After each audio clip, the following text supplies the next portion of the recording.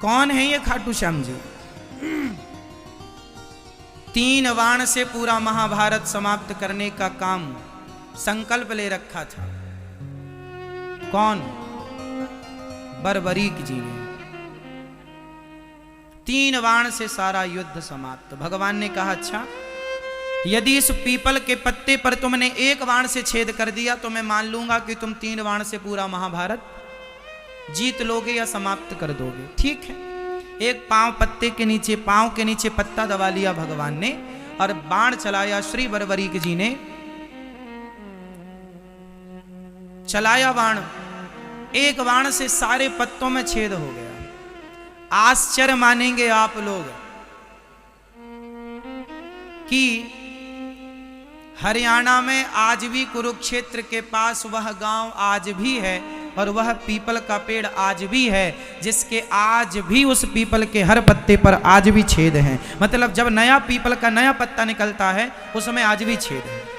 आज भी आप जाकर देख सकते हैं।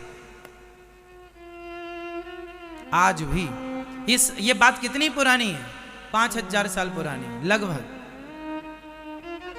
भगवान ने तुरंत सिर काट दिया बर्बरीक जी का। हल कर लूं। अच्छा बताइए, भगवान ने बर्बरीक जी का सिर काट दिया तो क्या भगवान ने बर्बरीक जी के साथ सही किया कि गलत किया? आपके हिसाब से भगवान ने सही किया कि गलत किया? भाई किसी का आपने सिर इसलिए काट लिया कि आप बहुत बड़े बलवान हैं, आप 3 बाण से पूरा युद्ध जीत लेंगे, तो आपका सिर काट दिया गया। तो भगवान ने सिर काट के सही किया भगवान श्री कृष्ण ने या गलत किया? जोर से सही किया। क्या सही था इसमें? सही किया। चलो मैं मान गया, मैं भी अभी कहूंगा कि सही किया, पर इस सही को सिद्ध करना पड़ेगा। कैसे सही है? इस सही को सिद्ध करना पड़ेगा। कैसे सिद्ध करेंगे आप? चलो हम बता दें आपको। ऐसे सिद्ध होगा कि भगवान ने कहा था कि तुम किसके पक्ष से युद्ध करोगे? बर्बरीक जी ने कहा जो हारेगा मैं उसके पक्ष से युद्ध करूंगा। तो भगवान को पता था कि कौरव हारेंगे, और कौरव हारेंगे तो यह कौरवों के पक्ष से युद्ध करेगा, और कौरवों के पक्ष में यदि इतना बड़ा योद्धा खड़ा हो जाएगा तो कौरवों की शक्ति बढ़ जाएगी। और ये कौरव वही लोग हैं जो भरी सभा में एक नारी का अपमान करते हैं कपड़े उतार कर। तो ऐसे दुष्टों की सेना में ये जाकर उनका बल बढ़ाएं, इसलिए भगवान ने ना चाह करके भी सिर काट दिया। और सिर काटा। भगवान ने कहा बर्बरीक बताओ मैं तुम्हारी क्या अभिलाषा पूरी करूं? अच्छा, सिर कटने के बाद कोई जिंदा रहेगा क्या? बोलो। पर भगवान ने बर्बरीक जी को जिंदा रखा ना, क्योंकि भगवान के हाथ में मृत्यु है साहब। भगवान मरे को जिंदा कर सकते हैं। बताइए भगवान श्री कृष्ण ने किस मरे आदमी को जिंदा किया था? बताओ आप। वो कौन है जिसको भगवान ने जिंदा? बताओ। हाँ मैया बताओ मेरी मां। भगवान श्री कृष्ण ने वो कौन है जिसे मरे हुए को जीवित किया था?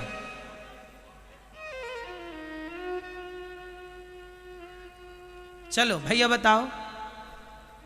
नहीं, अभिमन्यु को नहीं जिंदा किया था, उनके पुत्र परीक्षित को। हाँ ये ठीक है आपकी बात, गर्भ में रक्षा की थी भगवान ने।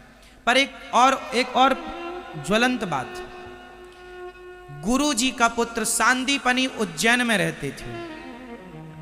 गुरु जी सांदीपनी जी उज्जैन में रहते थे, जहां भगवान श्री कृष्ण पढ़ने गए और 64 दिन में 64 कलाएं सीखी। जहां पर सुदामा जी से भगवान की मित्रता हुई, वहां पर जब पढ़कर भगवान आने लगे तो भगवान ने गुरु जी से कहा, गुरु जी मैं आपको दक्षिणा में क्या दूं? तो गुरु जी ने कहा कि अपनी माँ से पूछ लो।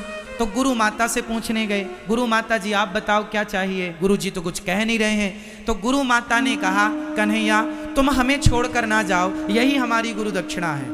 भगवान ने कहा, माँ मुझे तो जाना पड़ेगा, कुछ और मांग लो। तो फिर एक काम करो, मेरा बेटा था वो मर गया था, कई साल पहले मर गया था, उसकी बॉडी भी खत्म हो चुकी थी, हड्डियों का भी पता नहीं था, हमें जिंदा करके दो। अब भगवान हो, अब भगवान तो भगवान है, ठीक है चले।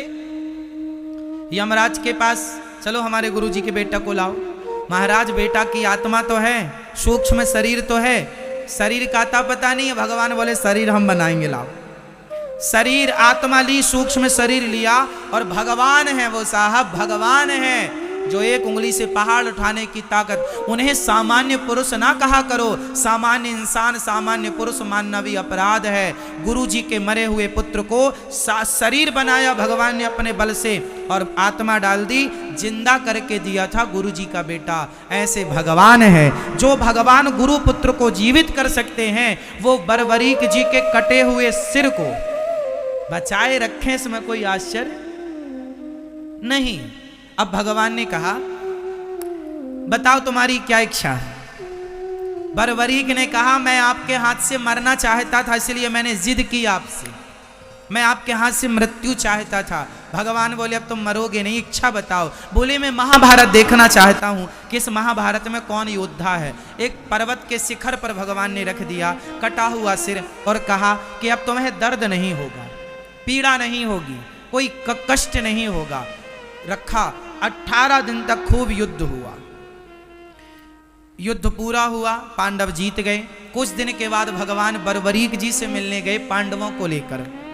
भगवान ने बरबरीक जी से कहा भैया बताओ कि महाभारत में तुमने सबसे बड़ा योद्धा किसे माना है, किसे आप बड़ा योद्धा मानते हैं। अर्जुन को लगा अपने ही नाम आएगा, गांडीवधारी।